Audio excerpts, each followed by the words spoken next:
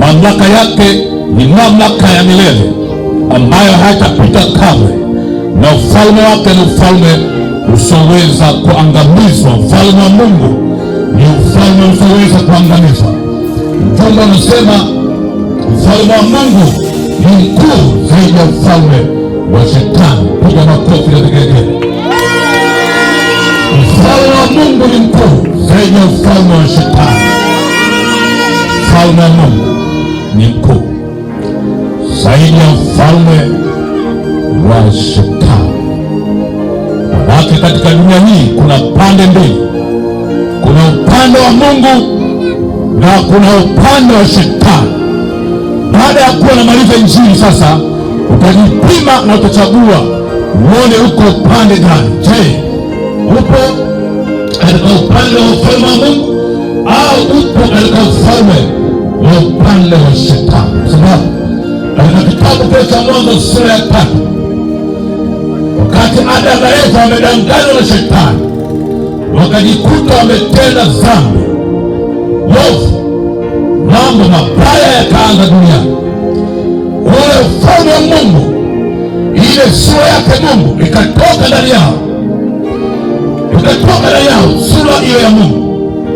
Shetani akaanza kutawala katika dunia hii, na unavyoona katika ulimwengu leo, dunia hii ni giza totoro. Hata tuwe ukikaa kwa jicho la kawaida, ukiangalia dunia, wewe uliokoka, achana ambaye hajaokoka, wewe uliokoka, kwa kuwa ambaye hajaokoka kila ambacho anakiona kwake anaona sawa sawa, kwa kuwa akili yake imefungwa na Shetani, kwa kuwa ameungamana na Shetani. Sasa kwa kuwa yeye ni wa giza, hawezi kumwambia habari ya giza, hawezi kuona giza kwa kuwa anatembea gizani.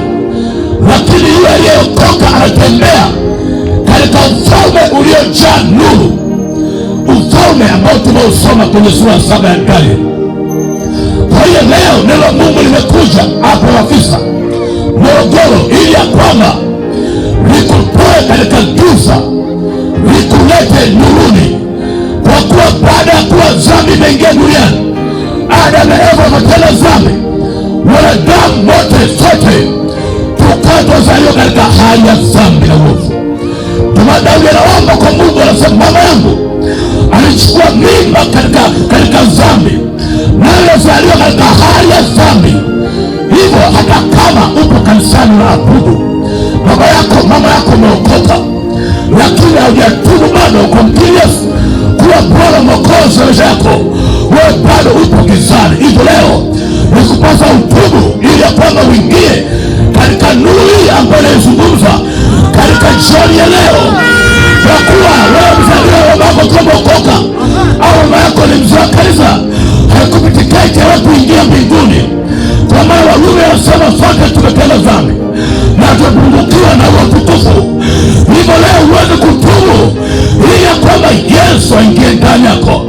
Leo ambaye bado hujatubu, upo gizani, unaishi katika dhambi, unaishi katika maovu, leo tubu. Huo ndio ujumbe wa leo. Sikiliza, kwa kuwa Mungu ni upendo. Baada ya kuwa ufalme wa Mungu umeondoka kwa Adamu na Eva, wanadamu kuanzia wakati huo wakawa wanazaliwa katika uovu, wakawa wanazaliwa katika dhambi. Hivyo sikiliza, katika jioni ya leo Mungu akaamua kutengeneza mpango ya kurejesha ufalme wake tena katika dunia hii. Wakati Mungu anatengeneza mpango, Shetani naye akawa mipango ya kwake, akatengeneza majeshi yake.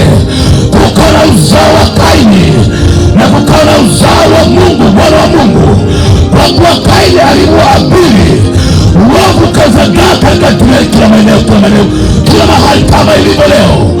Ukienda Dar es Salaam unakuta dhambi, ukienda Morogoro utakuta dhambi, ukienda Arusha, Tanga, Dodoma, kila mahali. Na kienda kwa kuwa Shetani yuko dunia mzima. Sema kila mahali Shetani yuko, hata hapa Shetani yuko. Ndio sana namshukuru mchungaji kwa upande wa mkutano huu, ili tueleze watu habari ya dhambi.